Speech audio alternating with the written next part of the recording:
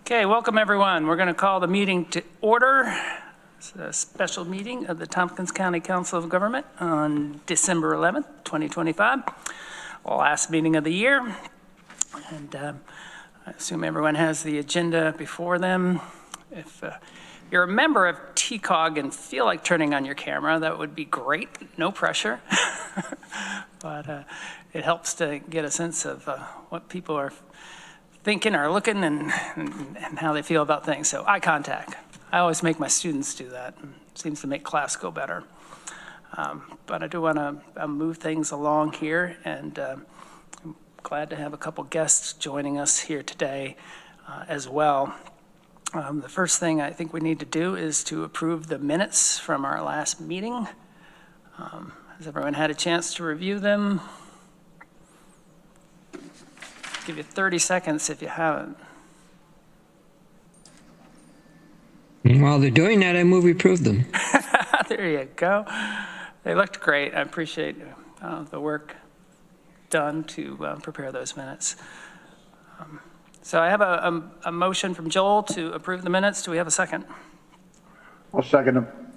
Who's that? Bob Lynch. Hey, Bob. Sure, thanks. All those in favor, say aye. Or raise your hand. Aye. Aye. Any nays? Abstentions? One abstention from Ronnie. All right, the minutes are approved. Next item on the agenda is the report from the county administration. Who's doing that today? Is Corsa online? Oh, great. Good to see you today. Thank you. Thank you, Dan. Thank you, everybody, and welcome. I have a long report today. We are looking forward to closing the year, doing the things that we need to do to make sure everything is closed. We've managed to take possession of the property at 31 Dutch Mill, so the county owns it with effect from today. We were able to close it yesterday, so we will start repurposing that for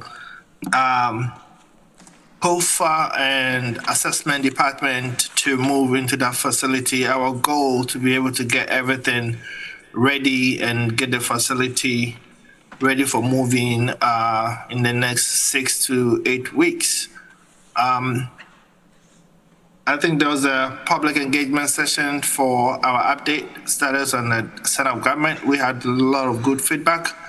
We will be continuing the projects and also working with the legislatures, especially the new ones coming on board, to explain to them or inform them of the process so far and the expected decision points as we move into 2026. The next key decision point by the legislatures will be deciding if to bid on the to go out for bidding in around between September and February 2027. So at the moment, it's all in the development stage, and we will continue to work closely with HALT and make determination which direction that we need to move in. Besides that, everything is good. We had few issues relating to the COC and issues regarding funding for the continuum of care. There have been some report of changes by HUD, and we are still waiting to see how the changes will impact our ability to continue to provide services. The shelter at Cherry Street, we're able to open the Koblu facility running okay. We haven't had any major incident or any major concerns. We average between 13 and also the largest number we recorded so far, I believe, was 38, which was within the last few days when the weather was really, really cold. So everything is going on very well. Those who have not been able to visit the shelter, Volunteers of America is offering opportunity for community members to visit. We also have a day drop-in center and a warming center at the site, so they're open 24/7. So if anyone is interested to see what Volunteers of America are doing or the services they are providing at the site, please reach out to them. If you don't have the contact, let me know. I will email the contact to you. Reach out to them, pay a visit to the location if you want to, and also interact with them and see how best we can support them to be successful. We are also working with our consultant in developing our HHAP application to make sure we are ready to submit for funding in 2026. We are expecting the funding. The funding usually opens around April or May. So we are hoping that we'll be able to get everything ready and be one of the first to go in the funding cycle as soon as that is open. So that's my report for today, and I welcome any questions on any of the issues or anything that I did not report on if you have any questions for me. Thank you very much, Corson. Members of the committee, do you have questions?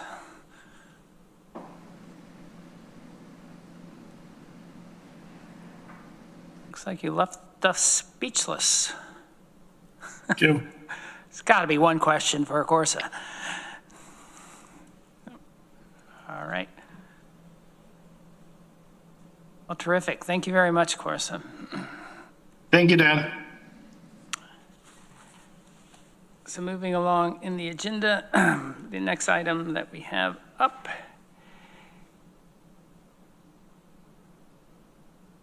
is our special guest, Paul Bishop, from the Center for Government Research.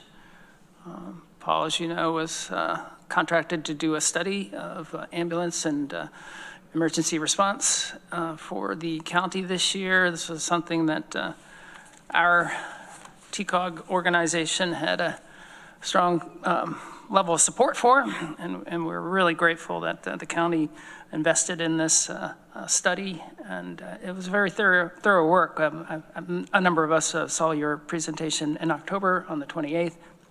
I watched it again and went through the report, and I understand you've made some tweaks to the report, some updates, which I think are very helpful.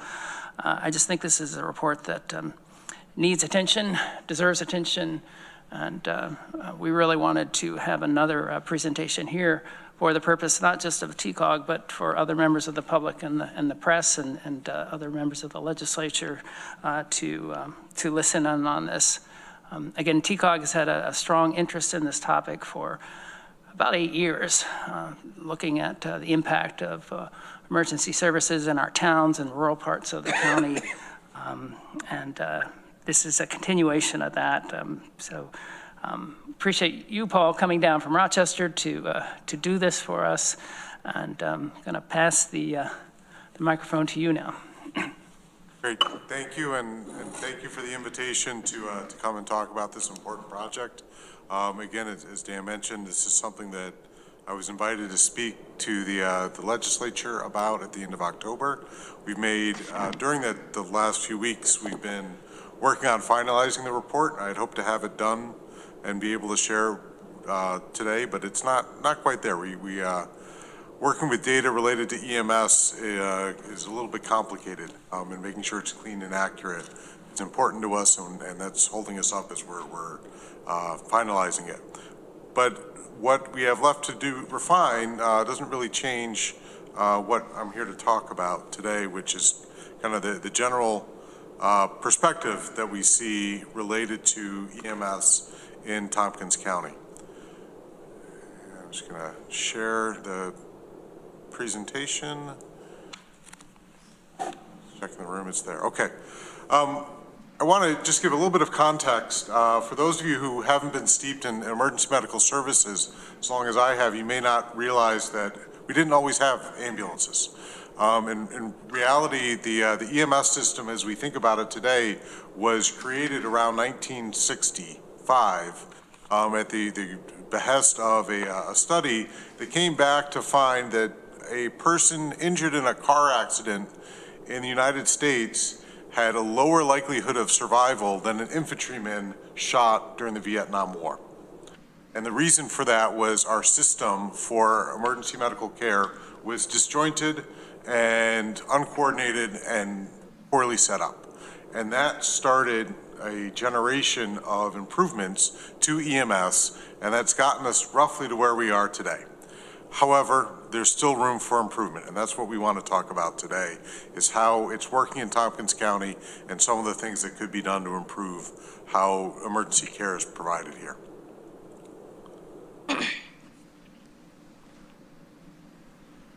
Just an overview of what I'll be talking about today is we'll give a little bit of a project background, we'll discuss our key findings, and then we'll get into the suggested action items. I've been asked to keep this to about 45 minutes, so we'll move quickly, but I'll take time for questions at the end. We started in July under an agreement with Tompkins County Legislature, and we focused on the transporting agencies. So interviews with Bangs Ambulance, Dryden, Groton, and Trumansburg. We spoke with county EMS leadership, the dispatchers, the RMR program, some of the local fire departments, Cuba Medical Center, Central New York Emergency Medical Services Regional Council and its program agency, also several neighboring counties. We collected and analyzed call data, and we conducted a provider survey. I want to share this vision for the future up front. And this is something I want you to consider. We shared this with the legislature. I want to consider this for the TCOG. This is what we think you should think about, where you should aim. That a single EMS provider that was adequately staffed, well-led, and properly funded, covering the whole county, would lead to better patient outcomes for the residents and visitors to Tompkins County. There are enough ambulances and close to enough EMS providers to staff this system today. However, this would be a dramatic paradigm shift. The revenue from transports would cover a significant portion of the operating expense, but there would still be need for financial support from the county to fund it.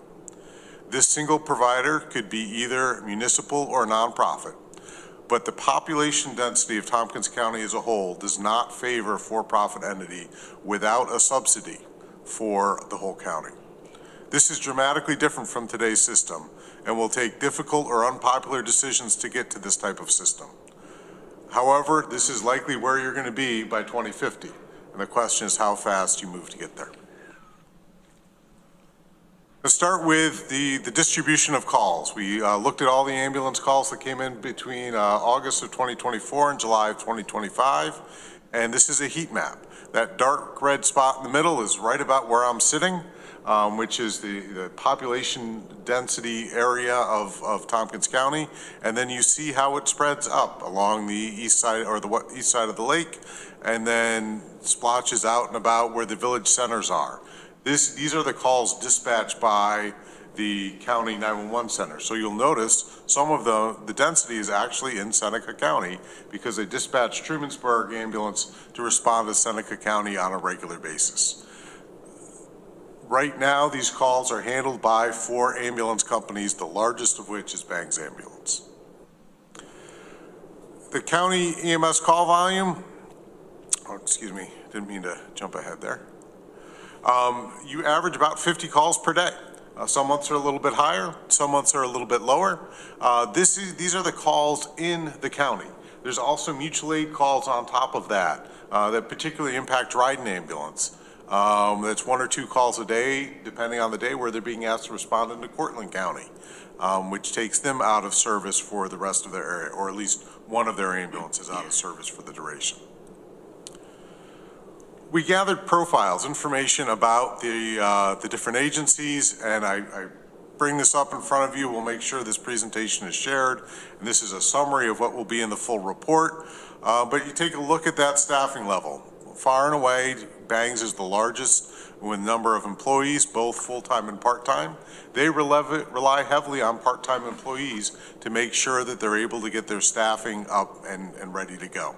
But they do have a core of full-time employees that are available. They have 10 ambulances and they respond to about 12,000 calls a year. Dryden is the next largest with a number of volunteers still involved there, although they don't answer as many 911 calls as they used to. They have full and part-time employees, a pretty healthy mix of them. They own 3 ambulances. They staff 2 of them on a routine basis. Groton is a part of their fire department and part of the village government. They primarily work with full-time paramedics, supplemented by volunteer EMTs, or they have an employee who works for the village that is also allowed to respond to the ambulance calls. And they own 2 ambulances, they staff 1. And then the RMR program for Tompkins County, although not a transport agency, was a focus of our study. They have 4 full-time employees, 5 part-timers. Their full-time employees, although they provide basic life support or EMT level service, they have a number of paramedics that are used to provide that role. So you have people who have a higher level of training than they are allowed to provide by law. They respond to about 1,400 calls a year. They own 4 EASVs or flag cars. They operate 3 on a routine basis. And then Trumansburg runs about 1,000 calls with their 21 or so employees. Most of their paramedics are generally full-time. They have part-time EMTs. These numbers shift a little bit, particularly on that staffing from time to time as the demands change in the organizations and as people move on and there's a fair amount of churn in the EMS workforce. And you look at the total budget, I'm sorry, there's a typo, that Bang's number should actually be under Groton. Their budget is $450 a year. We do not have the data for Bang's. And I'm catching that live here. I should have caught that before we presented. So that figure under total budget that shows under Bang's actually should be under Groton, and we don't have the data for Bang's. That other data is correct, and that those are annual expenses. The revenue mix we go into in the report, but is a mix of tax dollars and billing revenue for everyone but Bang's, and Bang's receives no tax dollars. And actually, RMR receives no revenue for transports. They don't bill for service. Took a look at where are people transported over that time frame. So there were a total of 15,000 calls that we had run records for during that time frame. The majority of them were handled by Bang's ambulance, 72% of them. But you see how that distribution goes. Most of the patients who are transported are taken to Cayuga Medical Center, but we then take people outside of the county for different reasons, whether it's patient wishes or their condition needs it, or some of these are interfacility transports handled by Bang's going out to another facility. There are a number of fire departments that also operate a rescue service. There are fewer of them than there used to be, which is why there is the RMR program now. But there are still 13 of them that respond to calls at some point in time or another, depending on the condition or how their volunteers are available. And then there's Ithaca Fire, which is one of the larger agencies. They respond to the life-threatening calls that happen in the town and city of Ithaca. They respond to about 6,000 of all call types during a year, and close to half of those are for EMS. We took a look at the EMS education system. As I mentioned, there's churn in emergency medical services providers. People move on to other careers, people retire. So we need a constant stream of new EMTs and new paramedics. And we identified that we believe there's not sufficient EMT and paramedic education to meet the needs of Tompkins County. There's right now 1 EMT original class per semester in the area. There's competition for those slots, although firefighters and local non-college students get some priority. There is competition to get in those seats. TC3 used to be a robust core sponsor of the EMT programs, and for a number of reasons that I'm not going to take up now, they do not do that to the level that they used to. And there's also no paramedic training program currently in the county.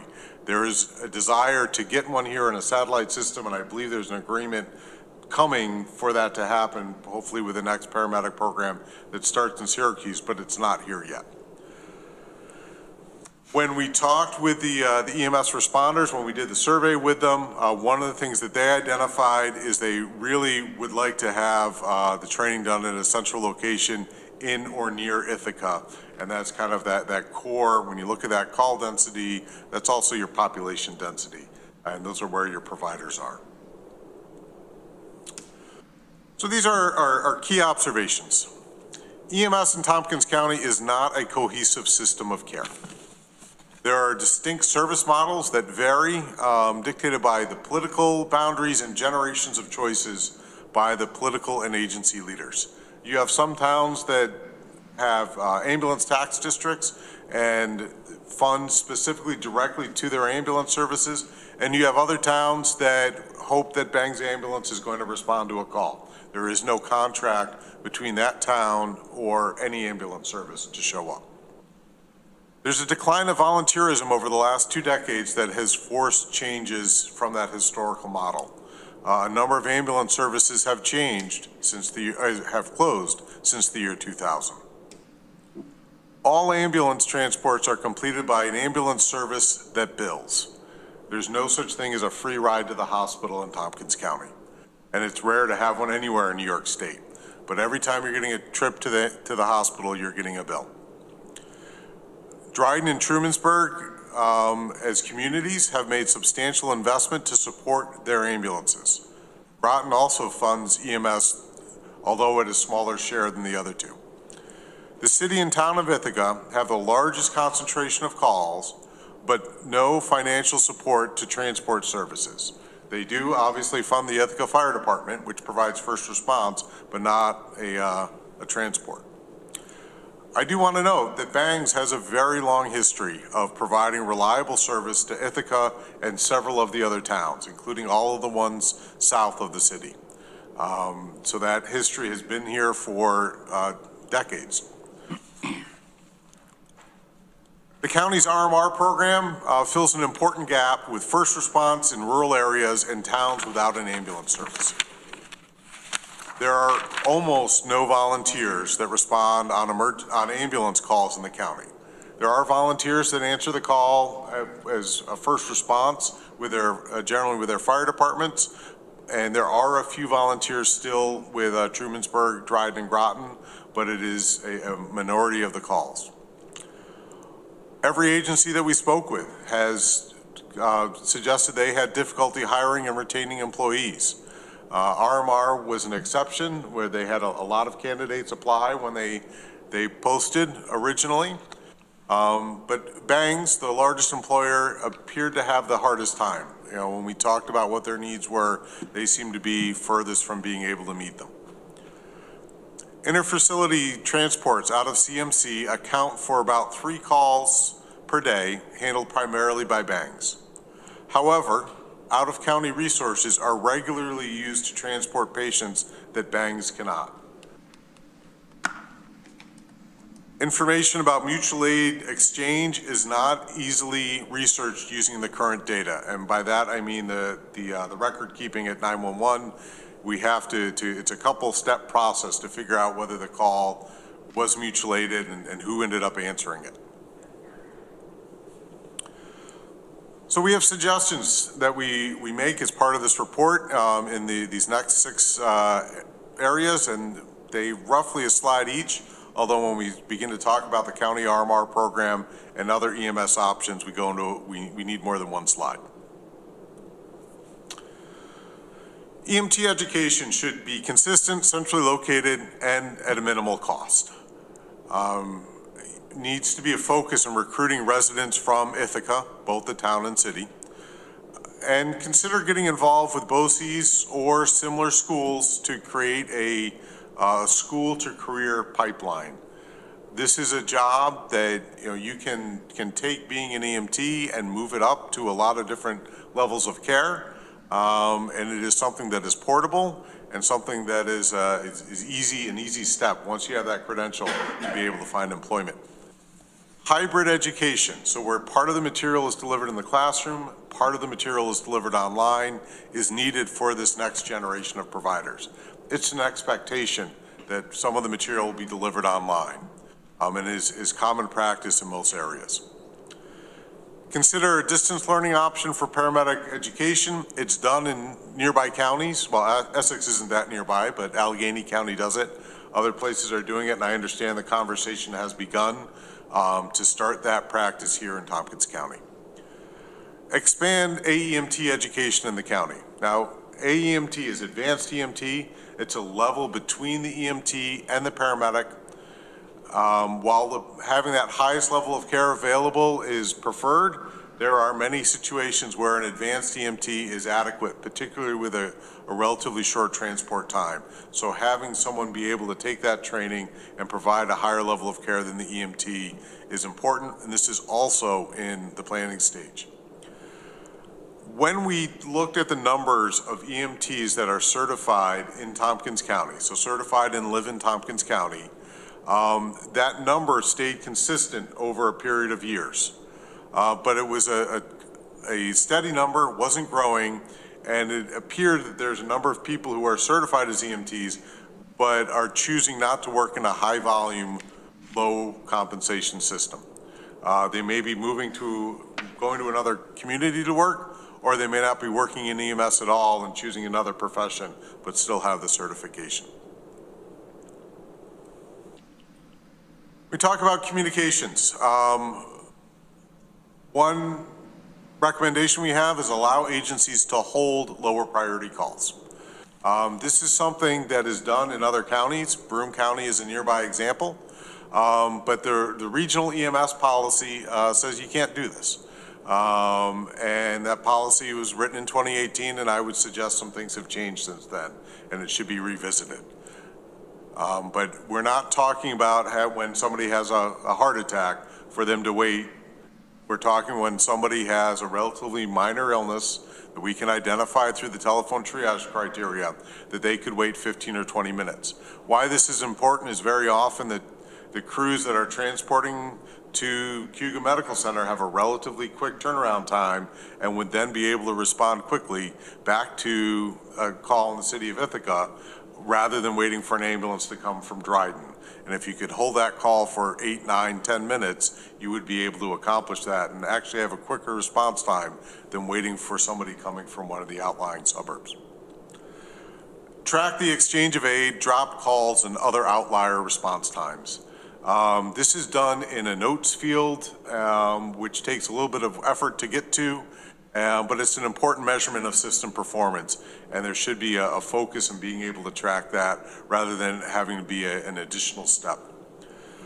Initiate nurse triage and an alternate transport model for low priority patients. The nurse triage is a validated system that's used in a number of places throughout the country where a low priority call can be passed to a nurse that the county isn't employing. It's a service that you purchase, and you're able to identify. They learn the urgent care system. They learn what hospital or what doctor's offices will accept patients, and find a place for this person to go other than the hospital by ambulance. And in some cases, you're able to get a voucher to Lyft or Uber, and you're saving that ambulance, and the person is still getting where they want to go, but we're not sending an ambulance for a routine issue. And adjusting the EMS call categories to match EMD codes. This is kind of in the weeds. I won't spend much about it, but it is something that we're trying to help manage the resources, match the right resource to the right call. When we talk about oversight, as I mentioned, Bangs Ambulance does not have a contract for service with any of the communities that it serves. And it is something that we really think that a community that's asking for an agency to respond, you should have some accountability with them. And so these are some steps that we are suggesting the county try and pursue. Requiring sharing status information from all agencies. Right now, 3 of your 4 agencies let the 911 center know who's available and where they are. Bangs Ambulance doesn't. There's some technical issues that make that difficult, but it should be a priority. Establish response time targets for high priority calls.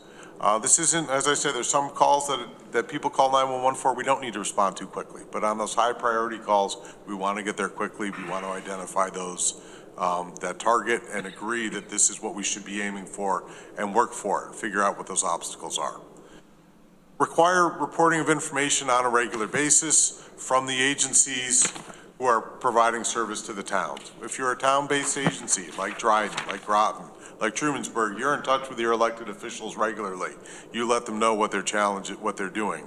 At the moment, the elected officials for Ithaca and Lansing and Caroline don't know what their service is because their provider doesn't share it with them. And they don't necessarily ask. So it's communication going both directions. The town and the city should be asking for this data. Consider an incentive, right? You're asking them to give you work. This is hard to make a for-profit model work in EMS. And we can go into that calculation as to how many calls and what their reimbursement is. It's not great. It's a very tight margin business. And it is very reasonable for an agency to say, for us to give you great service, we might need some help making ends meet. But that's part of a contract negotiation. And finally, it's not just about time. It's about what we refer to as care bundles. When we're taking a patient to the hospital, it's not just the transport. We're trying to get things done for them.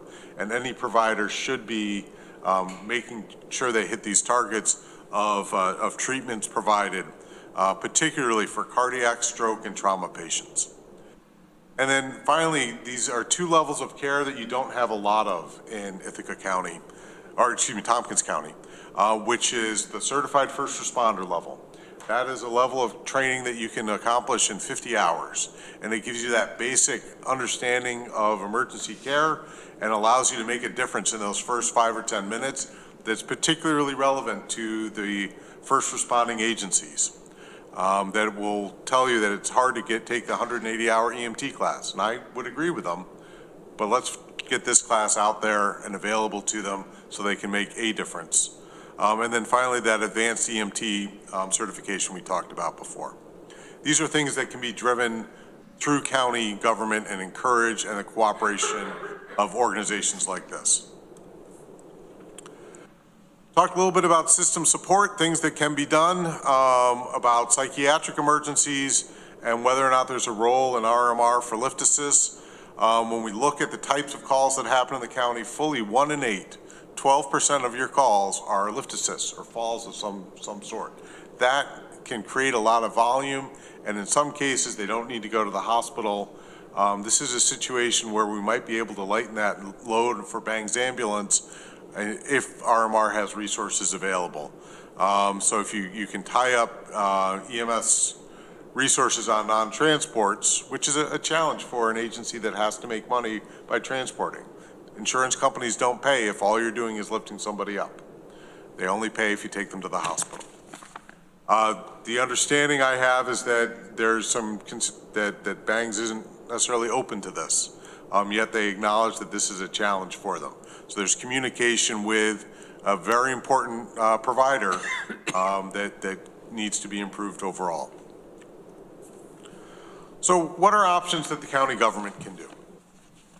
And again, the target audience was the legislature, but they need political support because some of this stuff is a little hard. The top bullet is to obtain an ambulance operating certificate with a goal of ALS first response on a regular basis and occasionally ambulance service. The RMR program was initially envisioned for 2 years, expiring at the end of this year. It's been extended as is into 2026, which is great. Our recommendation is that it should be expanded, and this is that first step in the expansion, is getting the ambulance operating certificate, which they wouldn't use on a regular basis. This is not to replace any of the existing services. It is to serve as a safety net, to fill gaps, and primarily prevent this draining of resources from an outlying area. When you're pulling an ambulance from Trumansburg into the city of Ithaca or from Dryden into the city of Ithaca to answer a call, they don't have anybody else to turn to because they're spending a lot of their time going out to help somebody else. They don't have, they're at the end of that chain. Establish the paramedic title as a civil service title. This goes hand in hand with going for that advanced life support level. You have to have paramedics to provide that care. The county operating certificate could be used as a contracting vehicle for short-term staffing issues and system management. If you have a situation where there's a demand for service that needs to be met, or there's perhaps an outage that's going to be extended because of an injury, you're able to shift your resources around using a county operating certificate that isn't as easy to do when we have the town-based certificates that there are now. Numerous counties operate ALS and/or ambulances. Livingston, Wayne, Yates, Wyoming are 3 nearby. I have to check my math again. That's 4 that are near to you. Actually, Wyoming is relatively new, and that's why we added it. And then I didn't correct myself. However, this is an important caveat. Expanding the county EMS workforce could further disrupt the current labor distribution. You have a finite number of EMTs and paramedics in the county right now. We need to train more. We need to recruit and retain more. And as I mentioned, RMR is the one agency that didn't have problems hiring. And it's because it is a better compensation and retirement package than anyone they compete with. So if they open up more positions, they're going to pull perhaps some people that are on the sidelines, perhaps some people who are going to choose to come to commute here, but you may also be pulling from current providers. So what's the cost? The current system is $684,000 a year. A bridging the gap ambulance service. This is that first baby step. You get that ALS CON, and if you operate a paramedic ambulance 24/7, a paramedic first response vehicle 24/7, and a BLS first response vehicle 12 hours a day, 7 days a week, that cost for that is $1.7 million. So it's close to triple. It's expensive. You do, however, if for the transports you make revenue, which will help fill that gap. And there may be additional demand that we're not anticipating. It might be appropriate to expand that ambulance service. And if you go to a paramedic ambulance, an EMT ambulance, an ALS fly car 24/7, and a BLS fly car 12 hours a day, 7 days a week, it's $2.5 million. And we have calculations that cover a couple of different options, but these are kind of your headline figures. This does not include the startup costs. An ambulance is $250,000 at least, and it's an 18-month lead time. If we were to order one today, we wouldn't get it until the summer of 2027 for a new vehicle. So these are considerations for the county going forward. The potential funding mechanisms. The ambulance and some ALS first response will be able to bill. Another way to fund it is part of the general operating budget. It becomes a part of how you provide the service, just like your Sheriff's Road Patrol, which is not a mandated service. It was a decision that was made by the legislature they wanted to provide, so they increased the taxes to do so. You could create a dedicated fund. An example is a motor vehicle registration tax from Chenango County. They did it. They are able to raise about $320,000 a year. It's $5 to $10 per vehicle, depends on the weight of the vehicle. You have twice the population. You could probably expect double the revenue. You could designate a portion of the sales tax or the visitor tax revenue to support this service as well. As you're having discussions about related to airport funding, where you're designating some revenue to support that, could be something that could be done here. And there's also the suggestion of maybe you're charging back to the municipalities that rely on the service.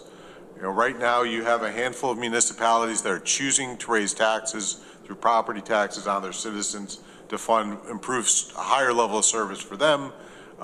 If they're going to be getting that higher level of service, any mix of towns in the county, there could be a mechanism for the county to charge them, whereas if you're providing your own level of service, you wouldn't have to pay that. So some of the other options. Could enter into a contractual arrangement with all ambulance services to ensure information sharing and provide some financial support. Madison County does this. They have contracts with all of the ambulance providers in the county, both commercial for-profit ambulances and the non-for-profit ambulances. And for that, they get a certain set of services from the county. They have to share certain data. And in some cases, the county is the primary ambulance provider in that community, and that community then pays a little bit higher amount. Use a CON to contract for services on an as-needed or on-call basis to fill gaps. This is something that's done in Columbia County. You're not supposed to shift an ambulance to stage outside of a community for anticipated gap in service. As an example, if all of the Dryden's ambulances were out on calls, we're not supposed to send another ambulance to stage in the town of Dryden until there's a request for mutual aid. But it's a long way from here to there in the scheme of things, that if we had the opportunity to use somebody and pre-position them in the anticipation of a call, it would be able to cut down on a response time. You could work with a healthcare or other nonprofit to provide ambulance service under a county operating certificate. So Schuyler County took over or created an ambulance service, and they ended up contracting with their hospital initially to provide it. And it's the Schuyler County operating certificate, and the hospital is providing it. How could that work here? You could also work with a hospital. You could step in and follow the model you're using for your public transportation. So that model of TCAT with that governance split between a number of communities, established a board, it's an independent nonprofit, could be used to operate an EMS system in the county. It would be less expensive than municipal employees. You still have that ability to do that system coordination. When you look at the map of Tompkins County, a lot of your borders, the town borders, the fire district borders, were created years ago when they made sense, but they don't make as much sense as today.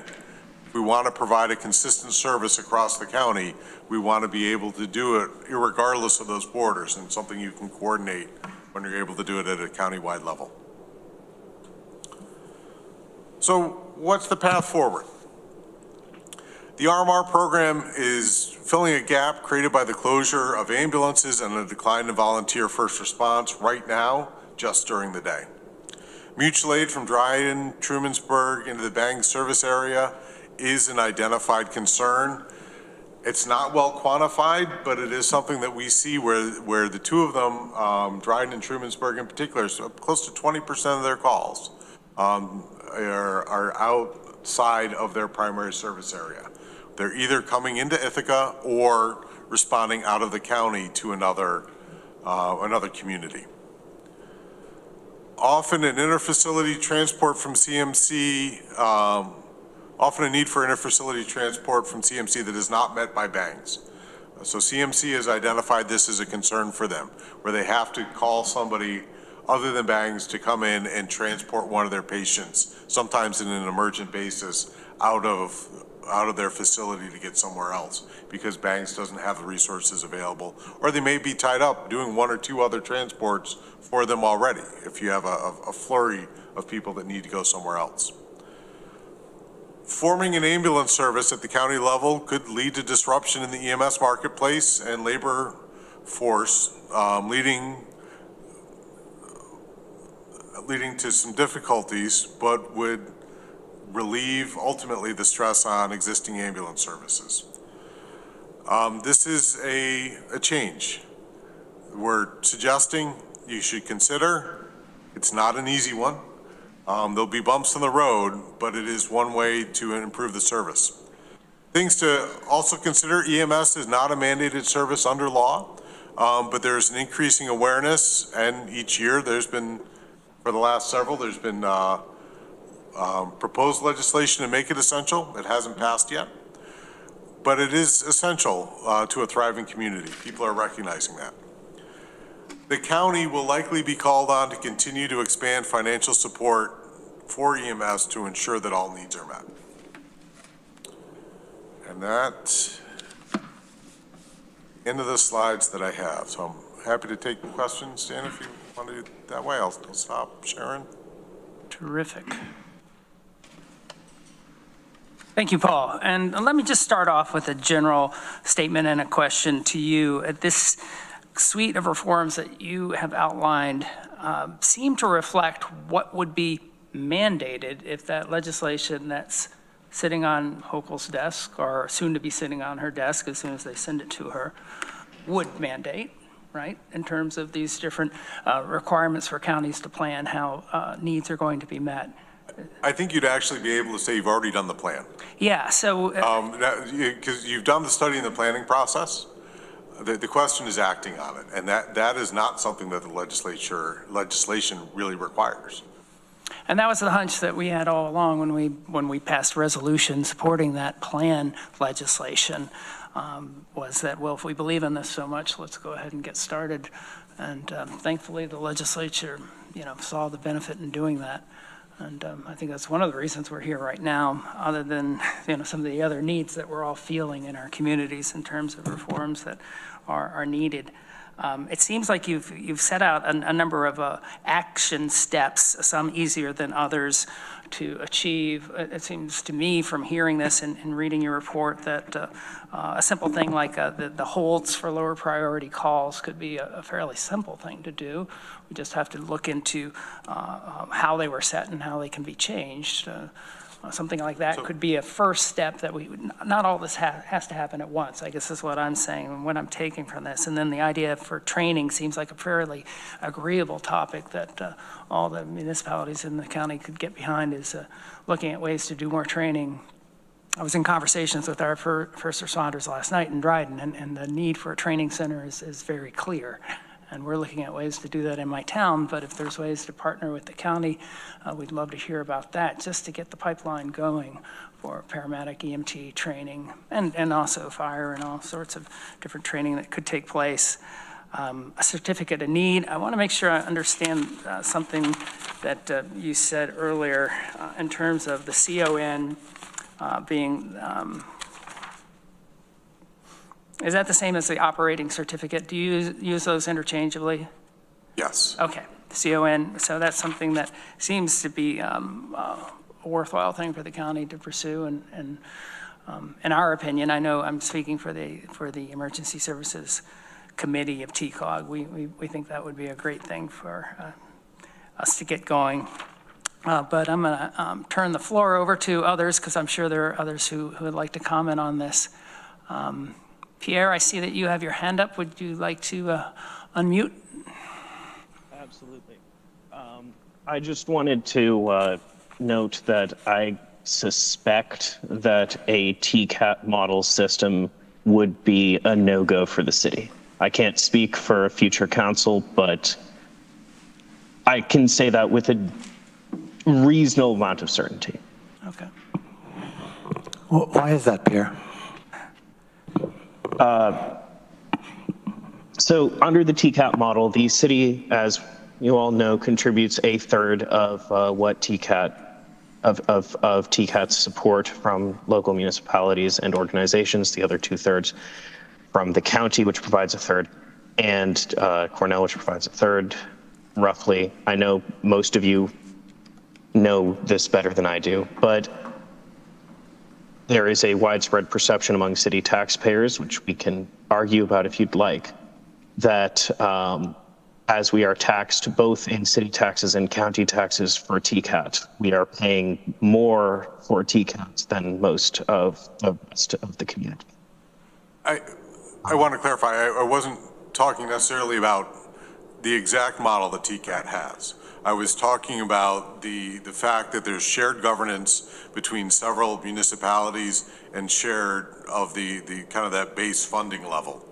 I was not implying that you would have the county, Cornell, and the city each chipping in a third.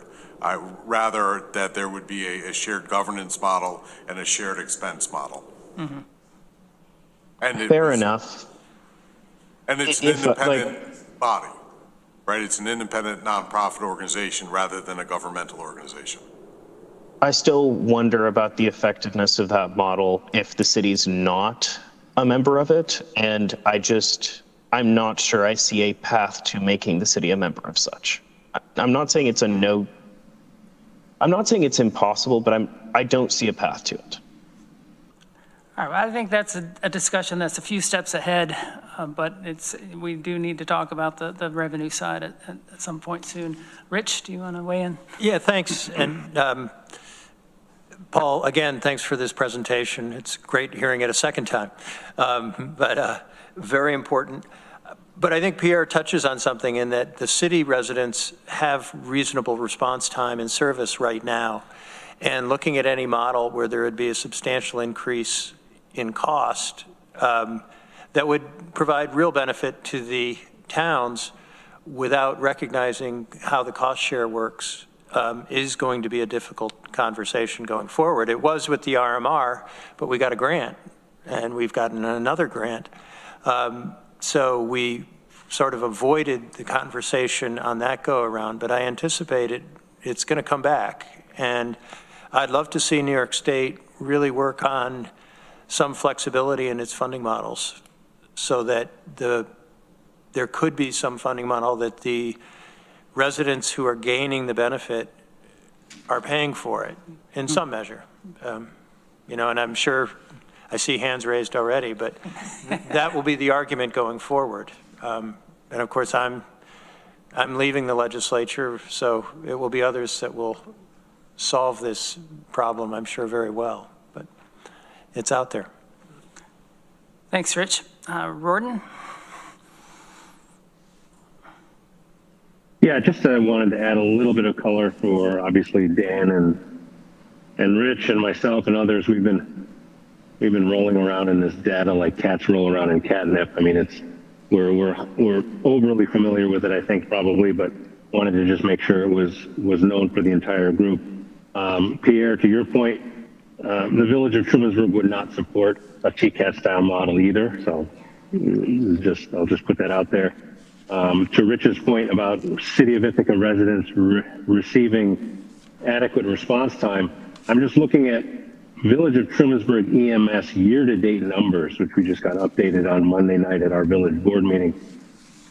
City of Ithaca residents do receive adequate response time, in no small part provided by the Village of Trumansburg EMS, and Dryden Ambulance. And I don't want to bore everyone with numbers, but just very quickly, if you can retain a little bit of percentage, the Village of Trumansburg provided mutual aid outside of our district 139 times calendar year to date. 77 of those 139, that's 55%, were to the town and city of Ithaca. If we add in Newfield and Enfield, which is also Bang's coverage area, 95 of 139 mutual aid trips were to, that's 68% of our mutual aid were to those areas. So I think from my perspective, the issue is not where are areas not being covered. The issue is, as I've said often in the past, that we live in a network where all of the private providers are interacting in order to cover calls because we have a centralized dispatch model.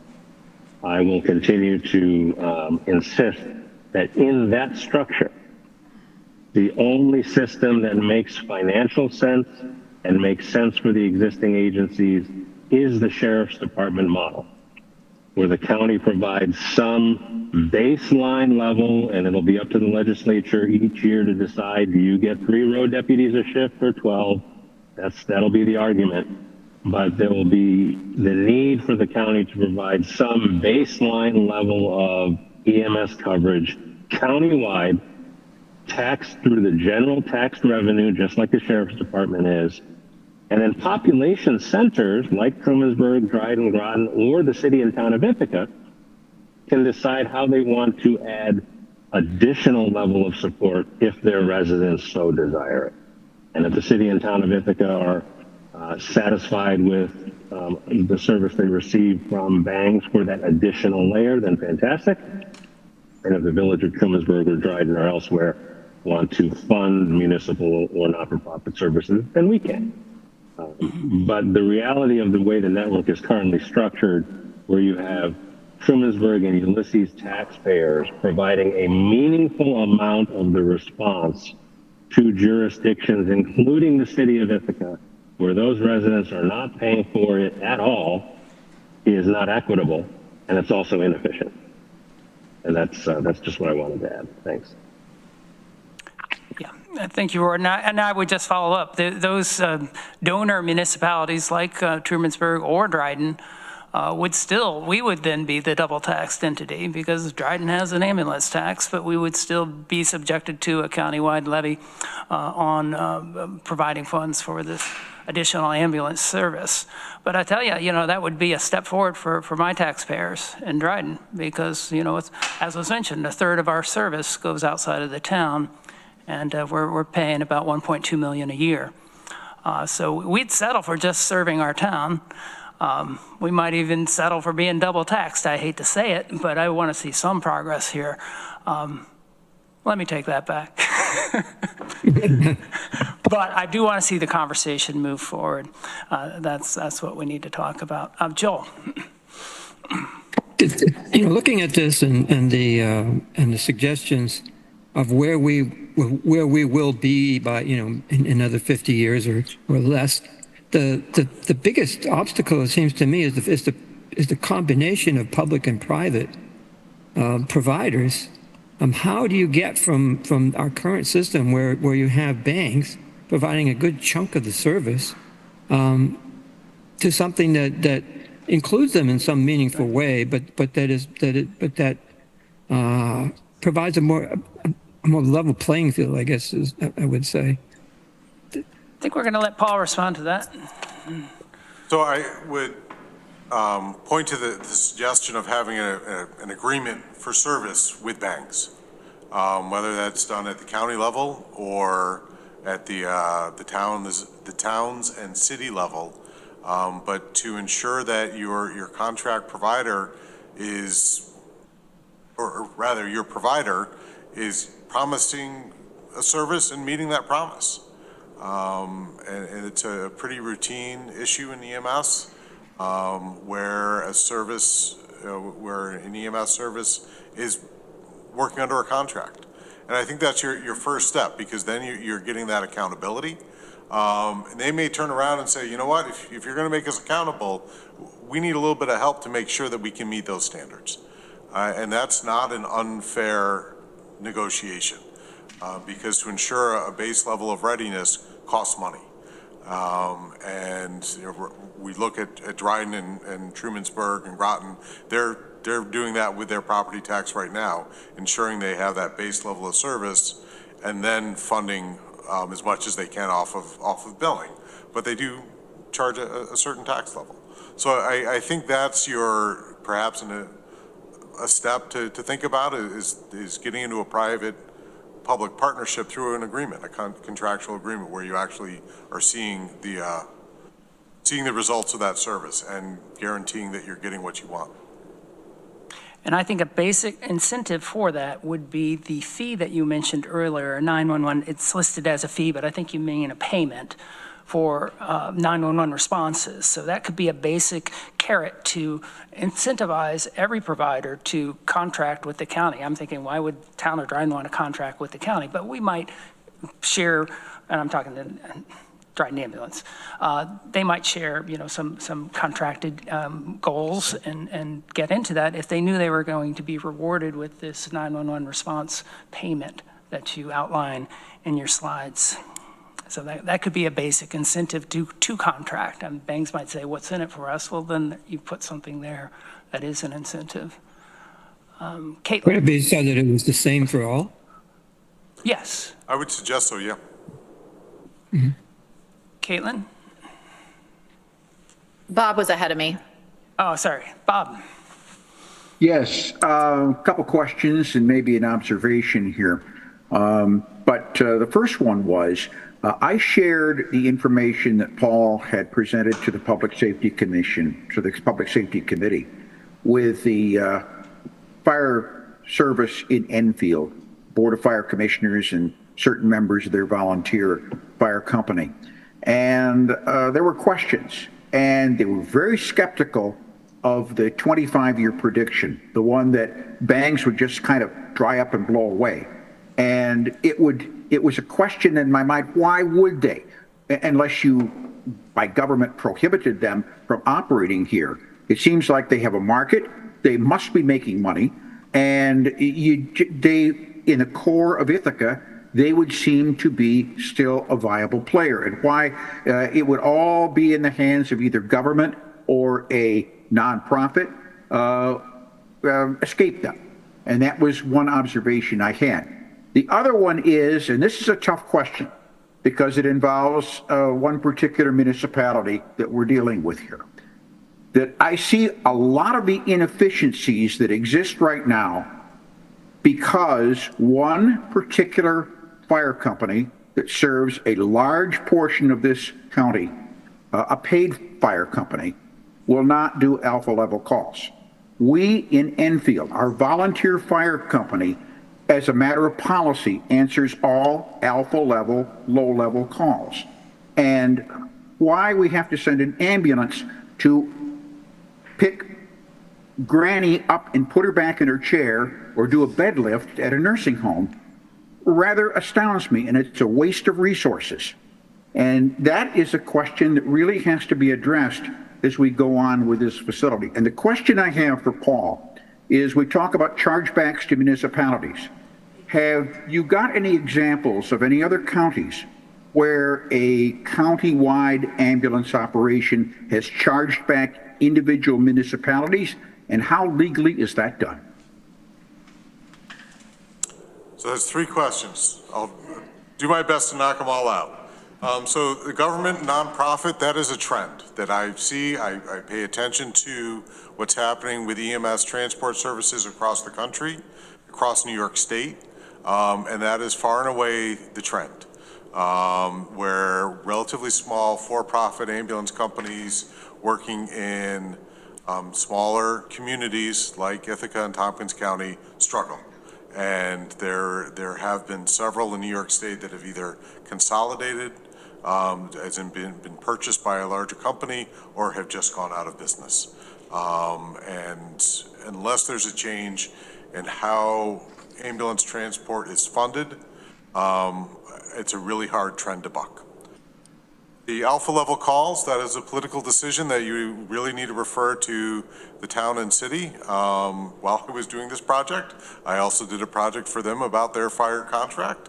And I'll tell you that their fire department has got lower staffing per capita than any city in the region. And that's part of their way of managing their call volume, is to only respond to the more life-threatening calls, because otherwise they wouldn't be able to have enough resources to respond to all the calls they need to.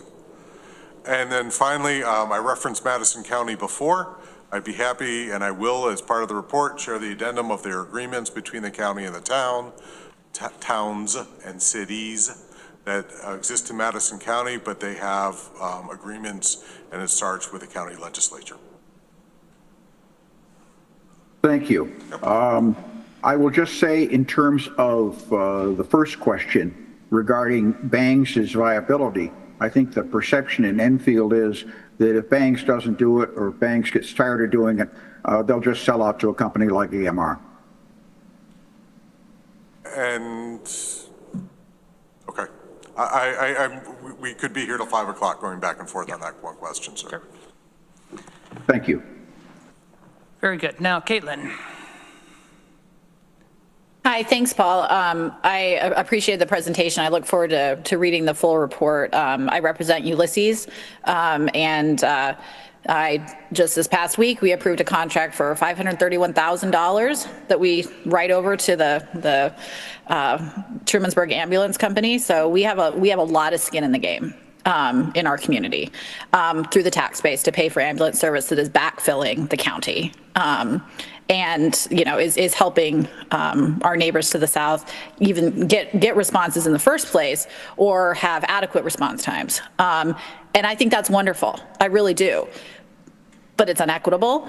And so that's my soapbox. My question is, there is a fundamental difference between the revenue side of a municipal ambulance corporation and the revenue side of a for-profit ambulance corporation. In your report, are you looking at anything related to that revenue-wise? And I'm not going to pretend to know specifically about bangs.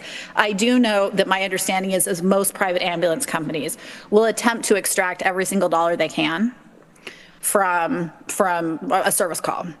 And on the public side of Ulysses, at least, and we mimic what the Village is doing, we are not trying to extract every single dollar. We recognize that this is a service that needs to be provided effectively regardless of ability to pay, and that the people who might need it most are the people who may have the worst insurance or the least ability to pay. Those are very fundamentally different models of service provision. And is there anything that touches on those conflicts? I mean, it makes it seem to me like it would be very, very difficult to create a model that combines all of those different elements in service provision.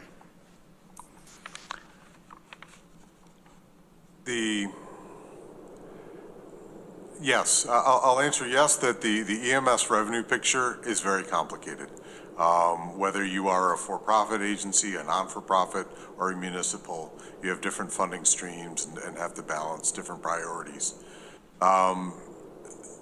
If you are under contract with Medicare and you're billing for service with them, you have an obligation to attempt to reasonably collect from everyone that you transport.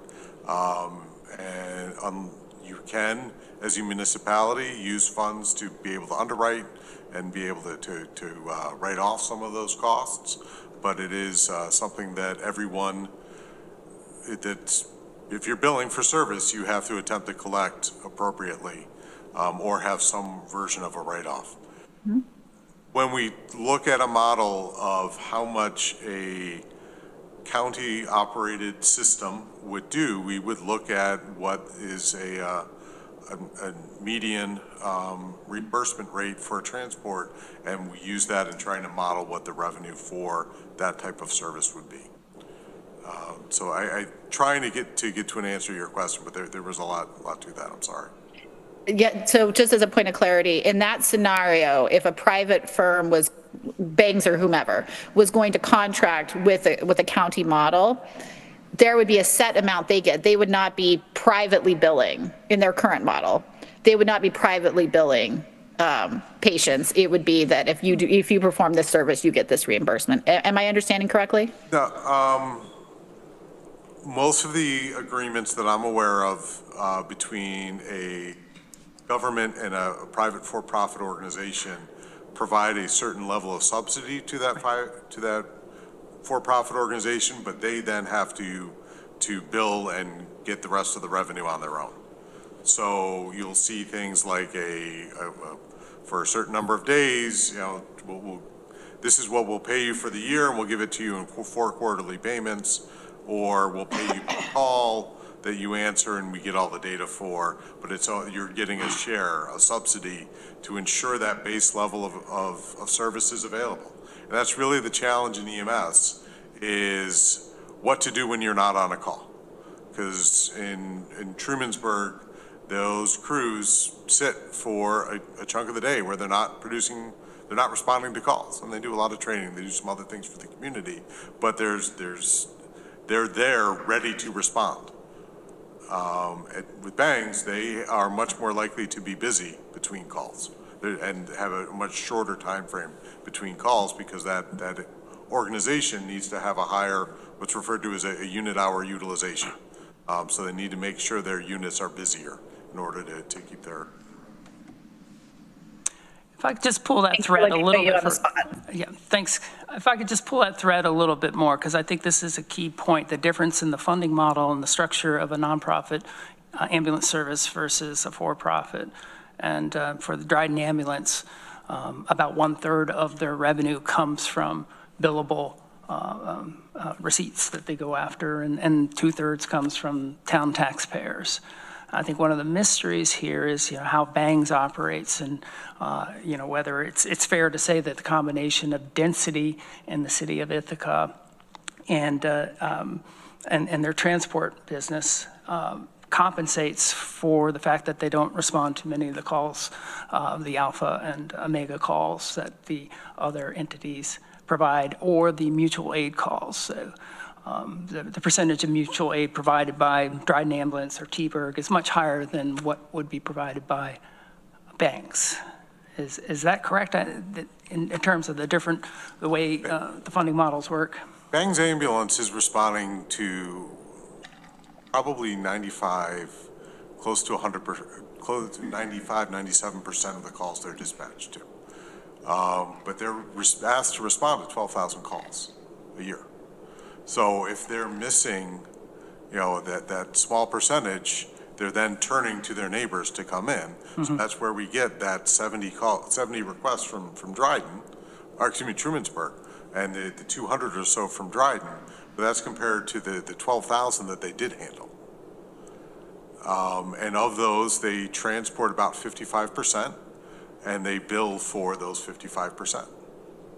And they get paid depending on, the mix of what we call payer mix in the community, how many people are on Medicare versus Medicaid, mm-hmm. private insurance versus have no insurance at all.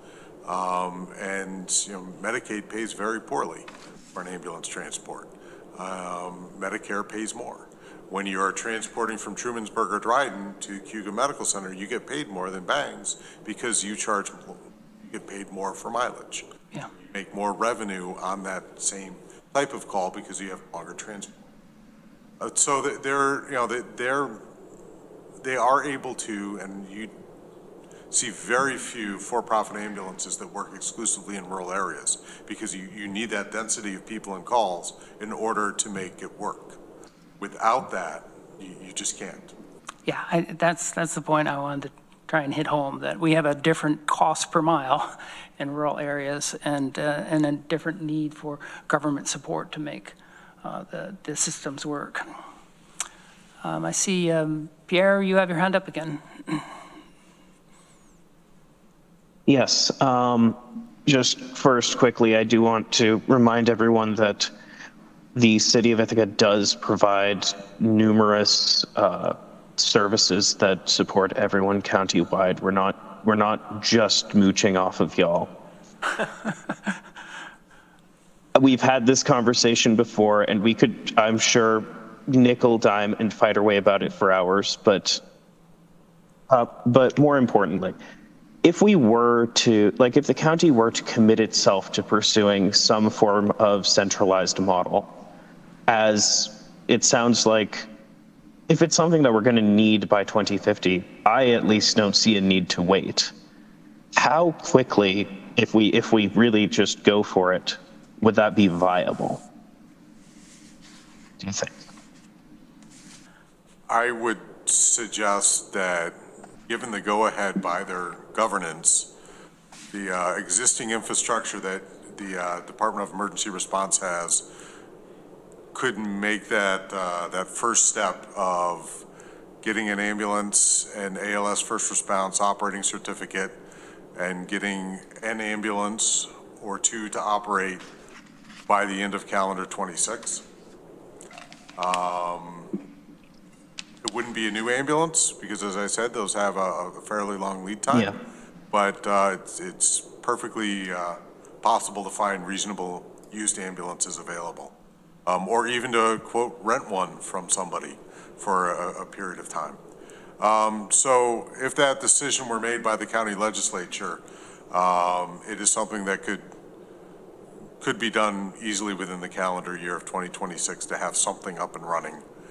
And again, I want to be clear that our recommendation is not to replace anybody with that service. That service is to serve as the safety net for when the other resources are expended, or to allow Trumansburg and Dryden and Groton to keep their resources in their community and have the county resource answer when there's a need.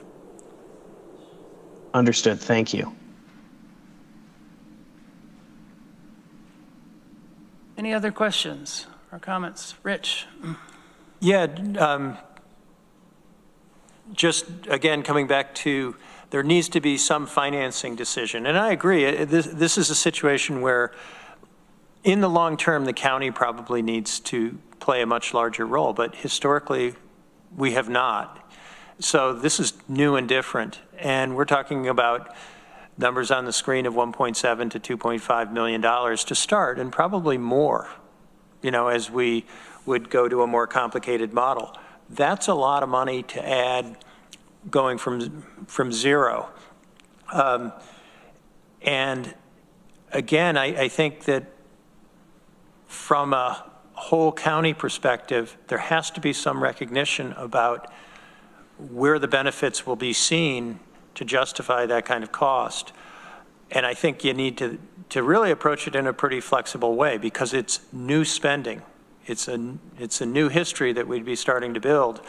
And one of the things that comes to my mind, again, this is like the third rail of Tompkins County and TCOG government, but is the sales tax distribution.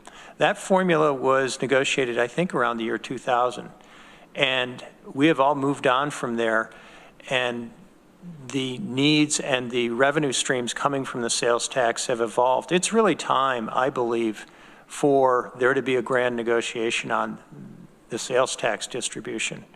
And I'm sure people are cringing at the thought of trying to do that negotiation. And I'm looking at my colleagues that will stay on the legislature next year. And I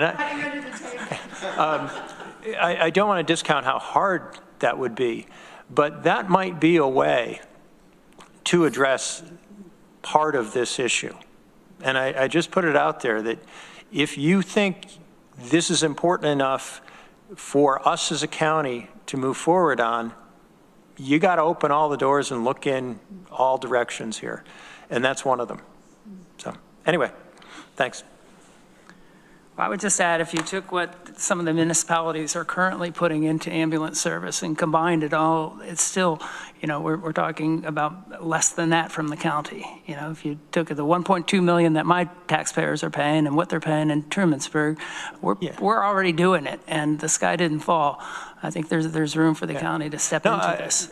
Dan, I think there's a way through this. However, I look out at the towns, and some of the towns are spending a tremendous amount of their resources on this issue, and others are not. Mm-hmm. And how to address that equitably without starting from scratch and saying Dryden and Groton and Trumansburg will take it all, right? Other than that, which we don't want to do, we want to enhance, we don't want to replace. You have this issue that some towns are paying a lot of money and others are not paying much at all. They're paying their share of the RMR program now with the county, but it's incremental and it's not equitable yet. Right. So again, a new look at this with some real thinking about how can the cost be allocated fairly across all the residents of the county. I think you have to have that really hard conversation. Yeah, but there's ways to do it, and I'm saying that from the position that I think this is a direction all of us need to go. But realistically, how are you going to get there? Yeah, and I think Paul gives us a lot of ideas on how to do that. Tim Murray. Yeah, I have a question for Paul. Paul, it's clear that one of the first steps that would have to be taken in order to expand services would be to apply for the certificate of need. Would the county need to make a financial commitment for those services prior to applying for a certificate of need, or is that something that we could encourage the county to do as soon as possible? There is no initial application fee for a county to obtain an operating certificate for either an advanced life support, first response agency, or an ambulance transport agency. However, in 2 years, you have to go through a process to make it a permanent operating certificate, at which point there is a fee. And you have to have proven that there was a need in the community. Mm-hmm. And I'm not sure of what the fees are in central New York for that, but it's in the several $1,000s range. But following up on that, Paul, there'd also be the need to develop a system to have some sort of capability at that point. Right, and you have to have demonstrated that you were needed to provide that service. And you could only do that by actually having an ambulance and responding in some manner. Yes. Okay. But you can do it in baby steps. If you were to look at how Livingston County, that now operates a handful of ambulances covering the vast majority of their county, when they started with an ALS first response ambulance or ALS first response vehicle. And they have slowly expanded as agencies have folded. And they started by saying, we will rent an ambulance when we need it. And they had a written agreement with an agency to rent it from. And they began doing it in the first year or two on a temporary basis, and then somebody went out of business and they took over that operation. Well, somebody stepped out of business, said, we want you, the county, to do it for us. And that's how they've grown now to the point where they're providing the vast majority of services in their county. All right, I need to do a time check. We got a couple more items on the agenda, but I do want to give a chance for the mayor of Dryden to weigh in. And Corsa, I saw your hand up. We would love to hear from you. So if you still want to pose a question or a comment, we'd appreciate it. But Mike Murphy. I guess my question is, if you can hear me, Yes. Is there a way to come up with an agreement where the Ithaca still is using banks, but if any one of the agency has to go into there could be refunds, the compensation for the Dryden or Trumansburg or any other ambulance, because they're relying mainly on banks, and so that they would continue doing that, and then the rest of the county would be on this new system, and then there would be compensation from the tax that's on all the villages and cities to pay for when they have to come in there. Because, part of the thing is that if you put, 20% of your thing in there, that's a couple $100,000 or 300, 400,000 of operation that you're providing to, say, Ithaca. And would there be a way of, they would be the entity, but if somebody had to go into their lakes, then they'd be compensated out of the general fund from ambulance funds that we raised. Not a direct answer to your question, but the sharing of aid is often referred to as mutual aid. Mutual aid is a phrase that has two words in it, and both of them need to do work. Right now, it's not mutual aid. The Ithaca Times had a story recently that showed that Bang's response to calls outside of its primary area for about 2% of its calls, whereas Dryden and Trumansburg in particular, and Groton I know as well, responds outside of their area at a higher percentage than 2%. So if you're the one always receiving and not giving, it's not a mutual exchange of aid. And there are areas, including the county that I work in, where agencies choose not to send their last resource when it's called for a non-life threatening issue. We refer to that as reserving core capacity. So we decline a mutual aid. And we say, sorry, we need to protect our community. We can't send you our last resource. You have to find it somewhere else. We have a dozen ambulances and a dozen ambulance companies, and usually we find somebody to respond. Here you have 4, and if 3 of them say we're not sending somebody, that person's going to wait a while. Good point. But that begins to make the point that the aid is not mutual. Sorry, cut you off.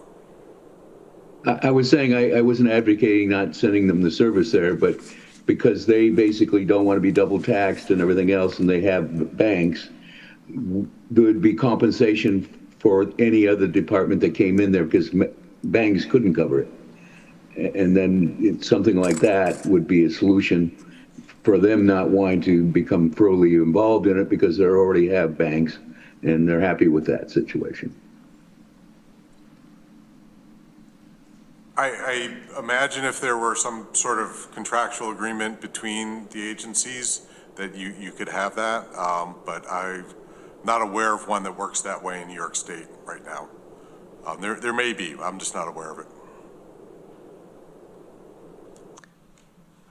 All right, great. I think we're going to move on to our last question or comment with Corsa.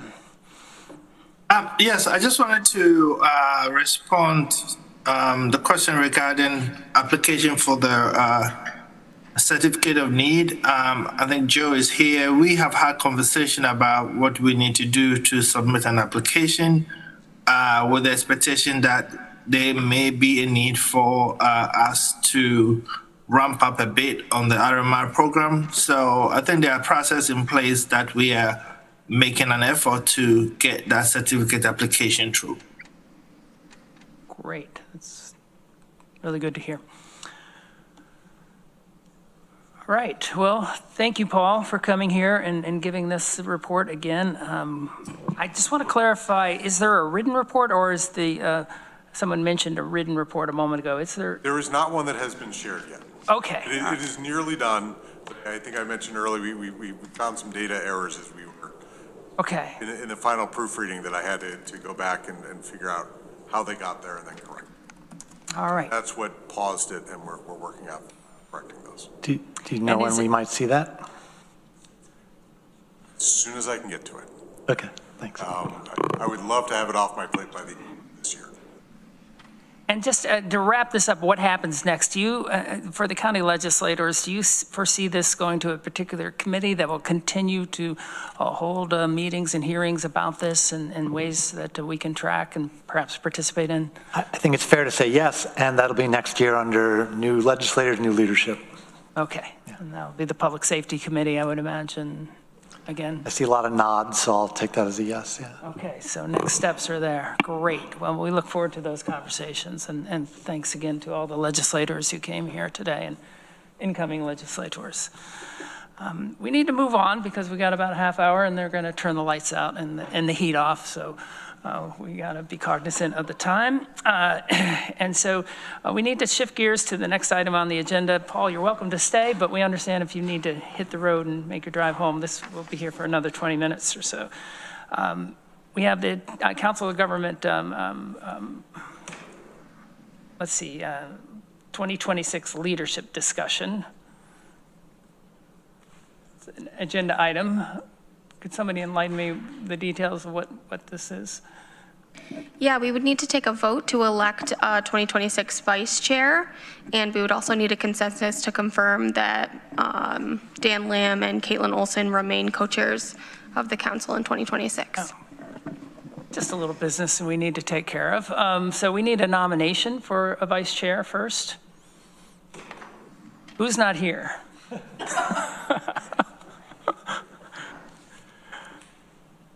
What do you think, group? Who should we have as a vice chair? You can tell this position comes with a lot of perks. I would just like to establish that I am ineligible. You are not be in office, so you cannot pick. Do you want to nominate somebody from the city, somebody that owes you one? I have no idea who the city's TCOG rep is going to be next year, so I would, but I can't. Very well. Don't we usually create a committee to do a little forensic Nomination committee? Well, I this? would have thought that they would have met already and suggested that Tim Murray take this position. I believe that should have been done by leadership. Whoa. Mic drop. Well, I just did. I nominate Tim Murray. Is that a move? Did you make a motion? I do make a motion. Is there a second? Sure. I heard a sure. That sounds like a yes. Now we have this discussion. We give Tim a chance to say, oh, what do you say, Tim? I would be willing to do it, happy to do it. They did the same thing to me. Just put me on the spot out of the blue. And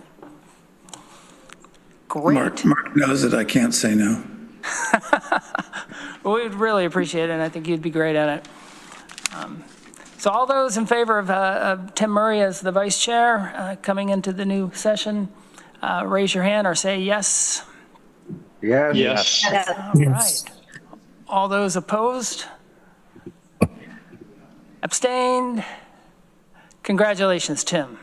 Okay, how did this happen? Quickly. Very quickly. Quickly.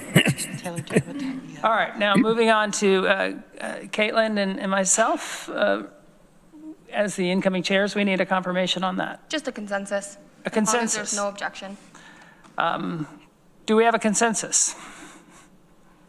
Yeah. I'm happy to do it Just sort of the and happy to work with Caitlin. expectation.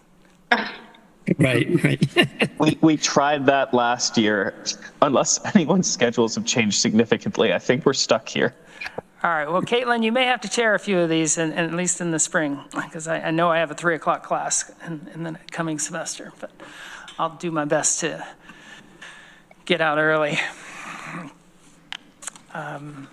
So with that, we'll keep the 3 o'clock time on Thursday.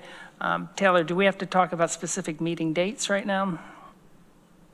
You just have to approve the dates that are in the agenda packet. Which are January 22nd, March 26th, May 28th, July 23rd, September 24th, and December 10th. Correct. I have a motion to move that. Those dates. Mark Whitmer says yes. A second. I second. Pierre seconds it. All in favor, raise your hand. Aye. Aye. Opposed? Me too. Abstentions? The motion carries. We'll go with those dates. And agenda item.